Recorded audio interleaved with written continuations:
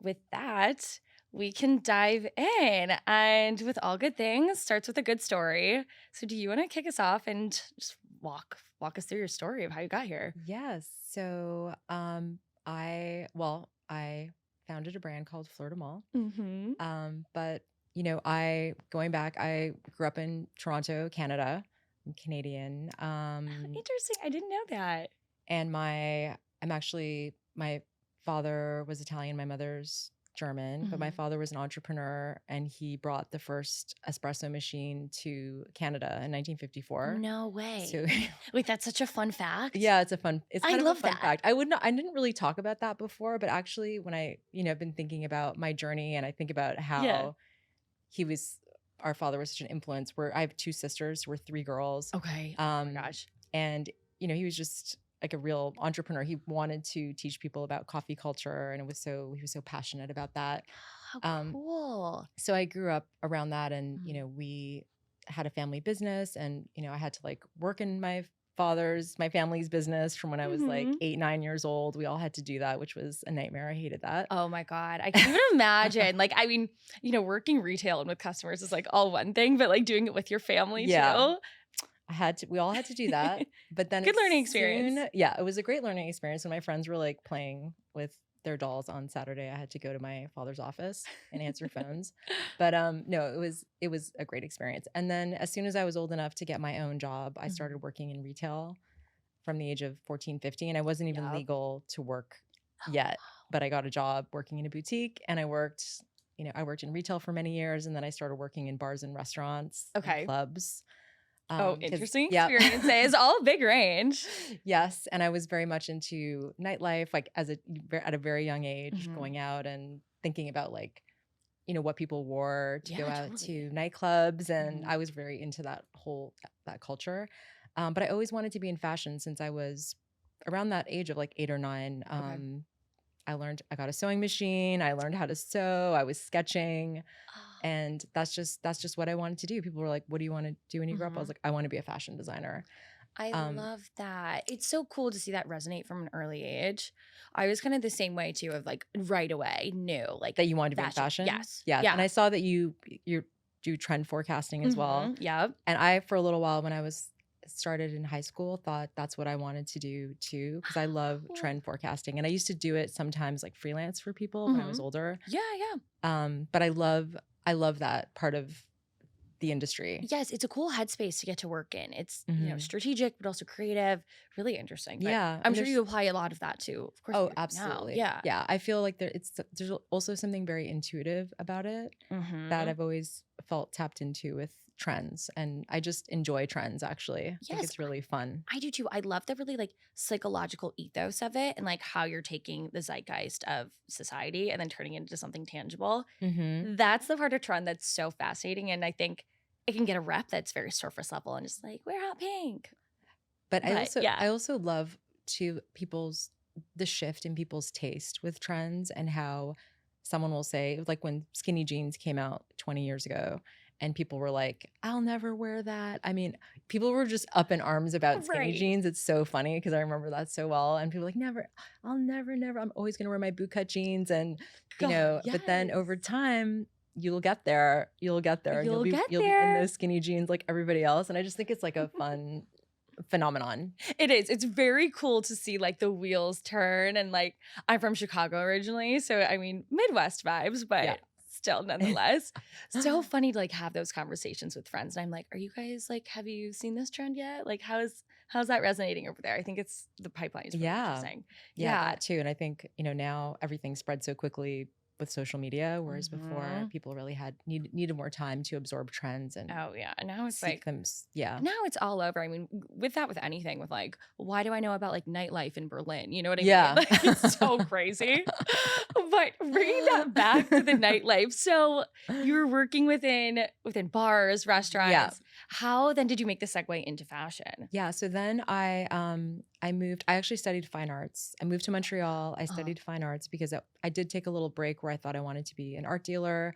So which also that's kind of cool too. yeah, there's aspects about that I like too. But what I hmm realized, and I loved studying fine arts and art history. I really enjoyed that so much. But I realized that I'm more of a creator. I'm more somebody who wants to make things and create things Mhm. and see a vision through, rather than, you know, that being like an art dealer where it's more like discovering and developing talent Yeah, and, that makes sense. So then I decided to move to New York. I went to FIT and studied fashion design. Okay. And that was really like a dream for me. That was just being able to move to New York and go to school here was to me like when I really felt free and like I was on my path. Yes, it's so special and like having that at a young age too. And it just all starts clicking. You're like, oh my God, I'm like Yeah. stepping into this life that, especially if you were dreaming about it as a yeah, at a young age of like 8 years old, to then like Hmm. see that come, it's super cool. Yeah, Yeah. it was really a great moment. And then I never thought I would study. I didn't study intimate apparel. I Mhm. studied more like tailoring and ready to wear because I just thought I would start my own fashion brand. And my whole life, what I always dreamed of and always talked about doing was starting my own brand. And I'd write out my I goals love every year that. of, whenever I started doing that, it would always be like, start my own brand. And how am I going to do that? Like trying to work out how I was going to eventually get there. Mhm. But I always loved lingerie in the sense that like even when I look back at my sketches from when I was at FIT, I always worked in lingerie details and I was very inspired by, Galliano and Alexander Mhm. McQueen and Oh, yeah. um Jean Paul Gaultier, who always incorporated a lot of lingerie, corsetry, those kind of Yes. yeah. Yeah, So very romantic details, and it feels, it kind of has like an art-driven spin to it, mhm. truly. Yeah, when you're designing lingerie and more of intimate apparel, do you tap into more of that like art aesthetics? Like I feel like it's so driven on shapes and everything that feels very like you're taking art and bringing it into it. Yeah, I think that, and you probably know this from trends, Mhm. your mind is like a database of images and things, references and things that Oh, you've looked yes. at over the years. So I think it definitely I take a lot of inspiration from art, a lot of Mhm. inspiration from vintage. Like, I love going vintage shopping or looking at vintage garments Oh, and I love that. Yes. old magazines. I have tons of magazines and, books. I Mhm. love all of that, Oh, the I love visual that. Oh, yeah. references to No, there's me. something just so special too about like, not that we don't do things great now, but like seeing the old mindsets and just like there's a lot of like careful technique that I feel like went into it that is very inspiring. Hmm. So what was it like starting your own brand?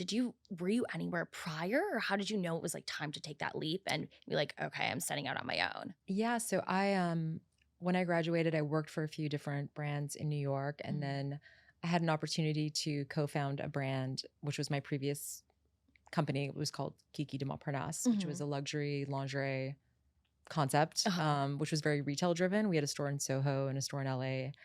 And, you know, that was with partners and something that came about. It was not what I was thinking I was going to do at that time because it was this idea Interesting. to launch a luxury concept around intimacy. Mhm. And I loved that idea, but I was like, I Yeah. want to do a fashion brand. But I was like, Okay. I'll do this first. And this concept really, lingerie was the right thing to do with that. And I was like, I love lingerie. I can do this. I'll design all the everything, like all the product. And it sort of just happened. And it was weird because it was something I didn't think I was going to do for very long. It's not funny when those things happen? And but also having that intuitive knowledge of like, okay, I know that this is a stepping stone, but I still need to do it. Yes, I Mhm. knew. I was like, this is not what I want to do ultimately, but I'm going to do this now because it's a great opportunity. Mhm. And it felt right. And I think for a long time I was fighting um, this natural affinity I had for lingerie and intimate apparel because I was like, fashion, fashion, fashion. That's what I want to do. And Right. so I think I always took more of a fashion approach to lingerie and thinking about how people wear, how you can incorporate that into your wardrobe and, all the different trends with like slip dresses or bra tops. Yes. I've always loved all of that. Oh, and that like totally stands out to me within your brand. And I feel like that's why I'm so drawn to it and have loved it so much. Of you can really tell it has this like wear everywhere ethos. And it feels like you're kind of connecting that person you are, maybe like after dark with also during the day. And I Yes. like embracing yourself as a whole versus having to have that separation, if that makes Hmm. sense. Absolutely. Yeah. Yeah. And thinking about just how our woman or how our customer really embraces their sexuality and is Mhm. not afraid to show that. 100%. So yeah, so I did that. And then I actually went to Victoria's Secret for a little while. So I was Oh, working wow. as a design director there, which was also like, again, that was like my path saying I had this opportunity and I was like, do I go down this road further or do I stop here and really go back to like true fashion? Mhm. And I just, it just became clear to me that that was the right move for me to Right. learn. It was actually a good time to be at Victoria's Secret. It was before all, everything All kind the of, all craziness. the Yes. craziness. Uh-huh. um, but I had a great experience there and I had learned so much. It was my first time being in a corporate environment. Mhm. I've already always been more in a startup. Yes. Oh, I Um, totally know what you mean with that, where I myself am not so much a corporate gal, but have been in corporate environments. And I've definitely been like, okay, this is a great experience for X amount of time. I'll take yes. something from this.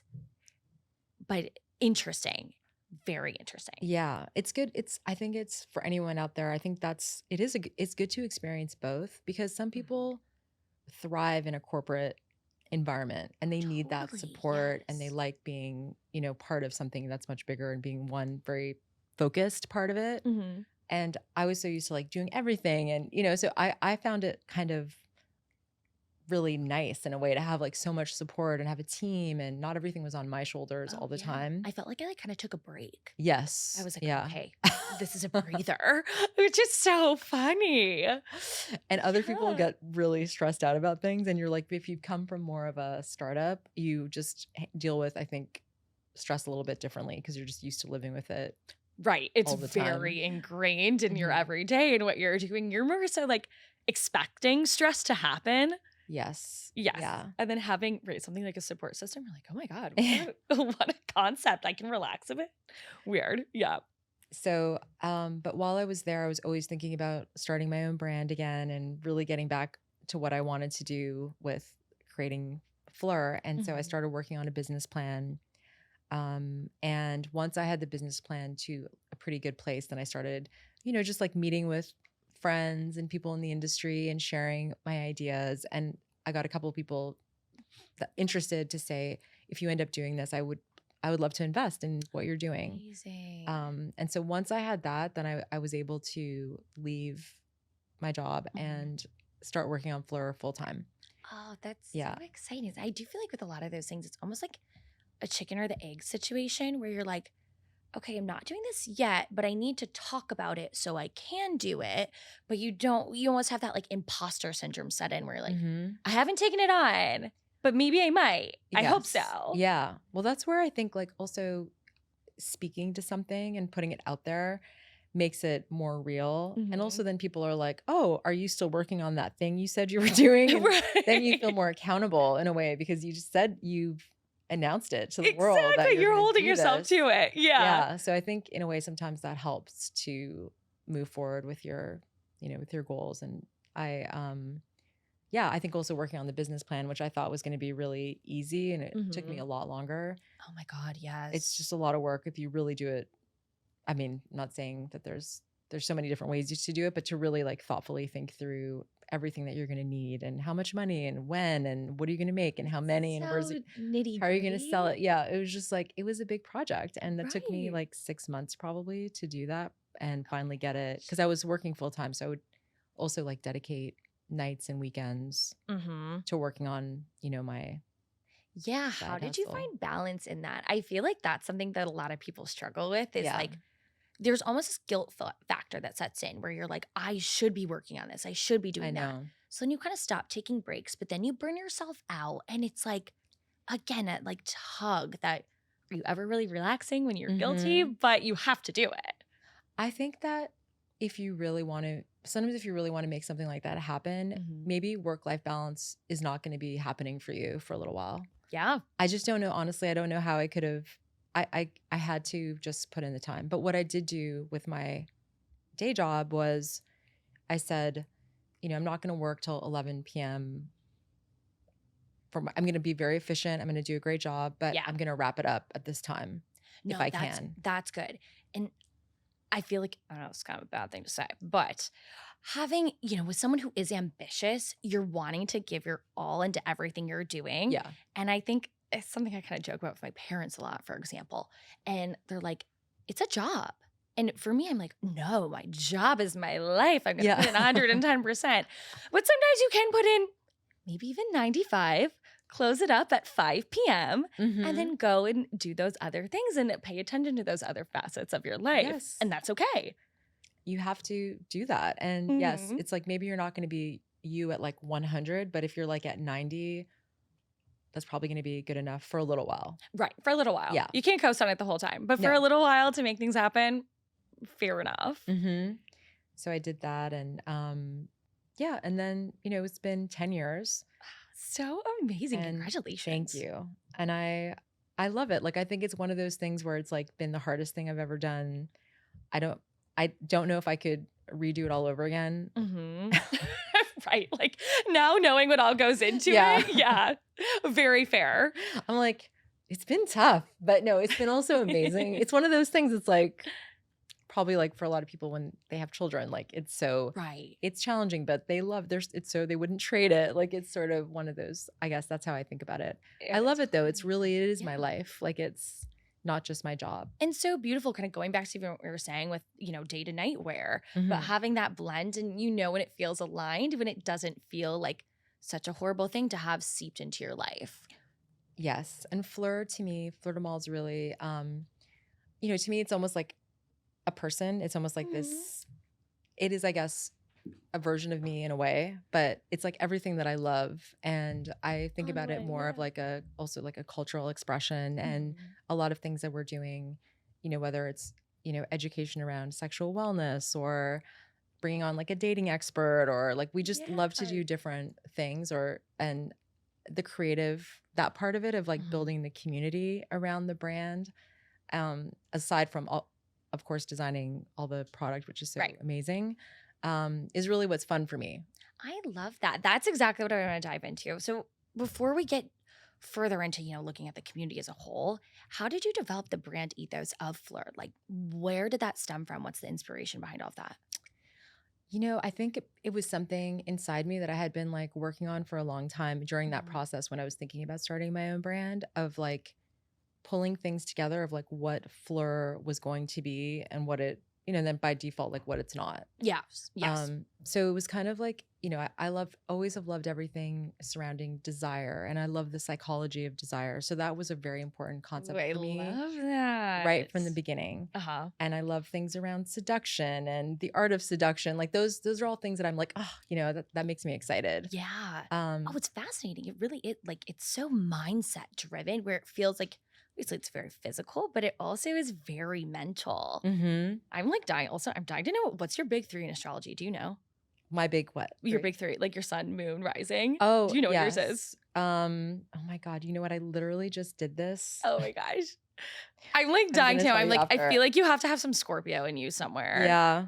Well, I'm a Taurus. You're a Taurus. Okay. Oh, I think I'm that makes sense too. I'm a double Taurus, but then I think there's, I feel like, what is my other one? Is it Virgo? I feel terrible. Like I literally have had my chart done 100 times and somehow sometimes it's 6. I'm going to pull it up. I know I'm like a double Taurus somewhere. Okay. And then there's one other thing and I think it's Virgo, but that could be. Taurus makes a ton of sense. It's like a very sensual and like gives into pleasure and all of that. So like that makes sense. But then also if it is Virgo, very mental. I see the tie. Yeah. I see the tie. Okay. I love it. What's your sign? I'm a Scorpio sun, a Virgo moon, and a Gemini rising. Oh, I love that. Yeah. I love Scorpios. Yes. Well, Scorpios and Tauruses are opposites. They are. Yeah. Yes. They're like very complementary. Yep. Yes. Okay. Love it. So that whole, you know, I think that whole conversation around intimacy, desire, that's always been kind of a part of what I was doing in my previous company. Right. And I think, and then it was just really my handwriting in design, which is taking more of a fashion approach to lingerie and also thinking about how lingerie can be incorporated into your everyday wardrobe. And I was just really thinking about what I liked to wear. I wanted really cute. I wanted to wear really nice underwear and lingerie every day. And how do I build that into my wardrobe? And it was kind of hard to find because I think back then there were either brands that were very sexy and maybe borderline, like could be like a little trashy feeling or like, yeah, it felt very like costume. Yes. And then there were things that were super basic, like cotton briefs and t-shirt Yeah, bras and like all of I'm that. bored. Yeah. So I wanted something a little bit in between. I love that.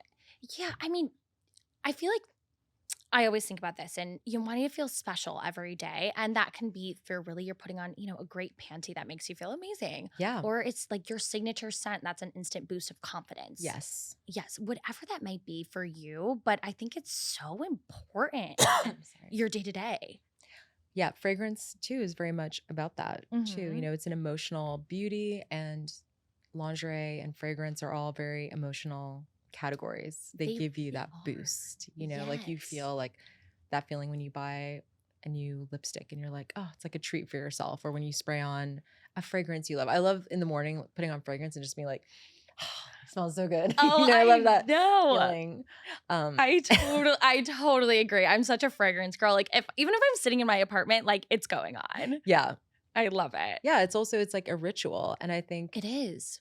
I believe in that so much that it's, even if you think about desire, how you get there. For women, it's all mental. It's not just like, for men, it's very physical. And that's one of the reasons why, Viagra doesn't work for women in that same way. Because for men, it's just physical. You blood rush to your genitals and you're like aroused. And for women, great, easy for you. Love that. Yeah, you can do that for women, but women aren't aroused because it's in their mind. It has to happen on a different level. So, and part of that is your own, how you get yourself there. And that's through, that might be through self-care or, meditation or fragrance or, getting a great blowout, whatever it is that makes people feel.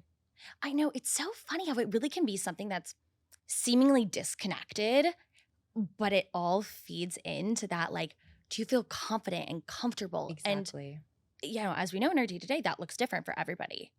Confidence is the most appealing thing. That is the number one. That's when you meet somebody who might be, not a man that might not be that attractive if you just face value, but that confidence becomes incredibly sexy. Oh, and that's for everybody. So true. It really is so true. It's fascinating to see that, like, start to play out. And I think it's interesting with dating apps, for example, where that's not necessarily conveyed through how you're meeting people. And then once you're in person, that energy and ethos, game changer. Yeah, that's why it's so hard, I think, for people to connect through apps. I mean, obviously, that's not going away, but right. Very much not going away. But diving into more of this community aspect, we said, like, bringing in a dating coach or teaching people about just whatever it is within sexuality, that, God, there's so much to learn. But what are some things that you're doing and, like, modernizing this whole, just idea around dating, lingerie, after hours, all the things? Sorry, I have to cough. Oh, go for it. Sorry. No. You're so fine. We'll cut things that out out and whatnot. Yeah. Yeah, what I get really excited about is the education, like, just not just education, but just if I'm interested in something, then I love sharing that with our community and somehow bringing that through, whether that's through an in-person event or bringing somebody on. Back during the pandemic, we were doing like in IG lives and TBT. Yeah. Now I'm like, no, I don't want to do that anymore. I know. I feel like we're all so burnt out about it. You get that notification and it's like, okay, that's great. Yeah. But we'll do, we'll do things around intimacy, but also things I'll tie in. Like, we've done things with, we did a talk with Dr. Molly Maloof in LA, which was really about, it was called Love Drugs. Okay. I love, which is amazing. Great title. And talking about like MDMA and psilocybin and how different drugs can enhance your intimate life. Oh my God. Wait, give us some tea on that. Yeah. Well, there was a lot of that conversation that she was like, this cannot be recorded or played, or it was fair enough. It was fair enough. You can give us like the PG-13 version or whatever it can be. But no, I think, and I'm sure maybe you're into things like that as well. I am, yes. I'm very fascinated by that whole world of, using I mean, they are drugs, I guess I would say. Right. But using like psilocybin or MDMA, or there's so many other things that are out there that not just to party, but for like more of a therapeutic. Oh, Yeah. yes. And I love that's MDMA, coming more to light now. yes. And MDMA, you know, has been obviously used a lot for post-traumatic stress. Yes. But also it really helps couples, can help couples with intimacy. I bet. Yeah. Yeah, because it's a heart-opening drug. Right. And you know, I think using it in a smart way, maybe having someone as a facilitator, to make sure that, you know, I'm not advocating people Right. don't go do a bunch of MDMA and come blame me for it. But something happens to you. No, just kidding. Just kidding, but maybe. But like buy a test kit. They're on Amazon. Yeah. Are they? They are. Yes. Oh. What do you mean a test kit? Like to make sure that it that MDMA it's is pure. safe. Yeah. Oh yeah. Okay, good. I didn't even know that. Important keys. That's really smart. Yes. Yes, because you never know what you're getting. Don't. So you want to hopefully have a reputable source. Yes. But anyway, I just think there's a lot happening in that world. I'm so fascinated by it. So I've connected with different people that do work in the space, and then I try to share that with our community. And people they're interested. Everyone's kind of interested, right? It's like They around us, are. and if you're our customer anyway. Yes. I think it's really rising though in like cultural conversations just across the board. I'm having one of the co-founders of Alice Mushrooms on. Oh, I know them. Do you? Yes. Oh my God, I'm so excited to meet them. Yeah, I just had my friend Bianca works with. Yep. Do you know Bianca? I just got we just had a call last week. Oh, fabulous. Which is so funny. She's amazing. Yes. Yeah, we're talking about doing something with. So functional mushrooms too. I'm super interested in. Yes, even like that is so amazing, and I think it's a great kind of way to ease into all of those conversations. Yeah. That's a great way for people that might not feel comfortable to try something that's like an illegal substance, to experiment and see how that makes them feel. So I love I'm like super into, as we all are, wellness and that whole world. And if you're in LA, everyone I know in LA is so even deeper into it than New York. Deeper. Like it's right. I'll be like, oh, did you know blah, blah, blah. And my friends in LA are like, yeah, and XYZ and here and this and that. And I'm like, oh, okay. Great. Cool. Yeah. New York's getting there, but it's a little. It's a little behind. Yeah. But guys, okay, so previously before we hopped on and started recording, we were talking about Costa Rica and Bali and all of that good stuff. So, obviously that's wellness, spirituality.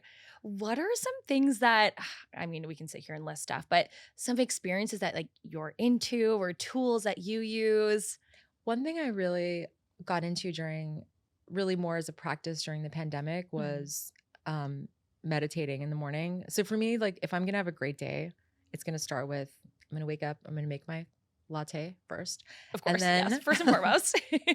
And then I do meditation. And I usually sometimes I'll do like a breathing meditation. I'll maybe look up something on YouTube or I'll listen to different people. And then I'll just do like 15 minutes. Right. And that really just gets me in the right headspace to start the day.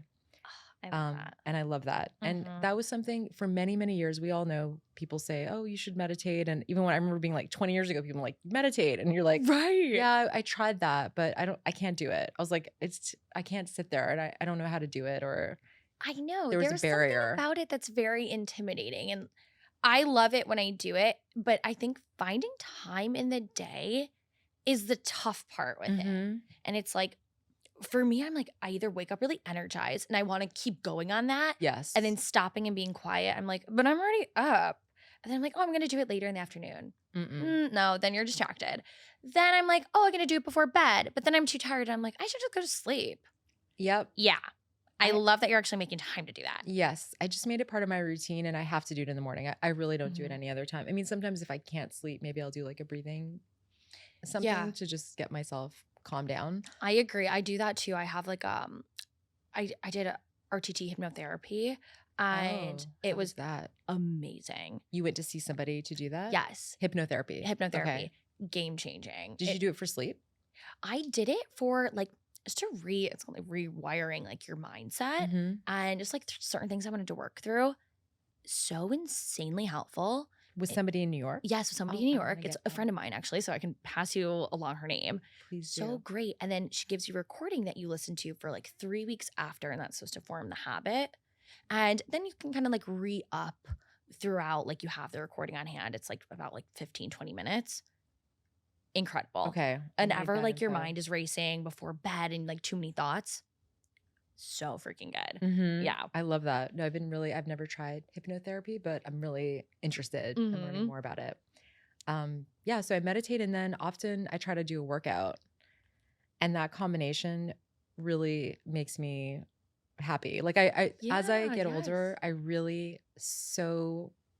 I'm so connected to the mind body connection. Oh my goodness. And Yes. I think you always hear that and we know it, but I really have now I'm like, I know myself and I know if I'm feeling stressed or I'm feeling like I can't deal with something, going to do a workout or something, it helps me deal with it. I feel so much better. I know. It's So one of those things that you're like, God, I hate the exercise really works, but it it totally really does. I know. And it's annoying because I It remember being like, does. ugh, I used to hate going to the gym like years ago, like dragging myself to the gym, like so unhappy at like 9 p.m. or something. Yes. And I'd be like, I want to go out, but I said I was going to go to the gym. Like, and here it was the I worst. am. Okay. The worst. Yes. And then I also switched that years ago to like working out in the morning. And I was like, okay, now it's You're like, oh, done. not that It's done bad. for the day. And I'm so happy. I'm not all day long like, I have to go to the gym tonight. I got to work out tonight. I'm like, You're no. like dreading it. Yes. Yeah. So for me, that's what really. That's a good one. I noticed with my timing too, I used to always go kind of same time, like 7, 8, 9. Hated it. Yeah. And I always hit a work slump at 2:30, 3 o'clock. And I was like, let me just stop my work, go work out, and then I'll come back and crank out another 3 hours. Yes, and I'm such so a much good more idea. productive. I'm like, Yeah. now I love working out. Yeah. And that's you being in touch with your body and like what you needed at that time. And that's such a great idea to work out in the middle of the day. Right? Also, if you're like sitting a lot, it's just like, Oh my God, right. it's tedious. You need to get up and move. You totally do. And that's a luxury of, being freelance and being in charge of your own schedule. But yeah, very, very helpful. And I think with the work from home culture too, you can kind of ingrain it that in. a little bit more. Oh, Absolutely. yes. What are some other places, whether it's, balancing your own mind body or bringing it into your business and like searching for inspiration? We touched on vintage, but do you have any practices that you do? Like, we're, going to dive into a new collection. I always do XYZ. What does that look like? I think, well, sometimes, before I would often sometimes relate to travel too. So I'm going to Paris in 2 weeks and I haven't been. So fun. I can't wait. I have not been since before the pandemic and I used to go a couple times a year and I'm so happy there. And I'm like, oh, I can't believe I haven't been. So oh yeah, you have to go. That's always a place where I'll take a couple days and just really try to get into the next season. And that might mean, going to see the stores, going to see any exhibits that are happening, going to vintage stores there. Just being there, sure they're just just makes like me feel, unparalleled. yeah, there's just everything. I'm just like taking photos and it's like, just, Yes. so much inspiration. Oh, I have never been, but I can imagine too how it relates to. I have to go. I'm dying to go. I might be going next month. Fingers crossed. It's such a great time to go. I love it there in the summer. I've heard amazing things, but I could see how it feels like a very like sensual city and like romantic. I could see how the inspiration there would lend itself very well to what you're doing. Yeah, but I just I look at, sometimes we have a really strong theme for the season and other times it's it might be like one image that we're like, oh, it's all about this feeling. So every season is a little bit different, but I usually start by looking at a lot of like fabrics, meeting with all of our fabric mills. And I love lace. I find lace so beautiful. And I could look at lace like 1,000 swatches of lace, like easily. That's amazing. No, lace, it's one of those just absolute timeless fabrics, but bring it in and the intricacy is amazing. Yeah. I remember my ex-boyfriend came with me to a fabric show and I was looking at elastic, but like just like pages and pages and pages and pages of like books of elastics. And he was like, oh my God, I want to die. Like I cannot believe. Can imagine. It's like, this is my worst nightmare. Thank you for taking me here. Okay. And I was like, oh, this is not, I guess, yeah, it's not that interesting. But it's not that fun for everybody. Oh, okay. Whereas I love going through like, that's why I think I like vintage shopping and all of that. There's something about going through a lot and then finding a gem or something, and you're like really like, oh, I have an idea. Fabric can provide a lot of inspiration for me. So Mm. sometimes we start with that, or I'll start with a mood board, and I have all sorts of folders of things that I collect on my, like on my laptop. Like Yes. anytime I see something I like. You never know where you're going to use it. Yes. Yes. And then That's I how I go think of my back. Pinterest board. You go back and Mhm. you're like, oh, now this clicks. Okay. Exactly. I'll go back to stuff from like many years ago, Mhm. and I'll just be like, this is the moment for this. She Hell has her yeah. moment right now. It's She coming has out. her moment. We're in her era. Yeah. Yeah. And that just happened. And I don't know, I feel like it's very intuitive too. It's just sort of Mhm. like feels like the right time for this thing. And then I'll build around that, and then I'll talk to my team, and they'll pull inspiration. We look at fabrics together, then they start sketching. And I used to sketch a lot more, and now I don't do it as much, which makes me sad. But I have a whole ritual for like sketching that I need, like my special sketchbook and my special pencils and all my things. Totally. Yes. Very ritual. Yes. I totally get that. I'm very similar with like writing.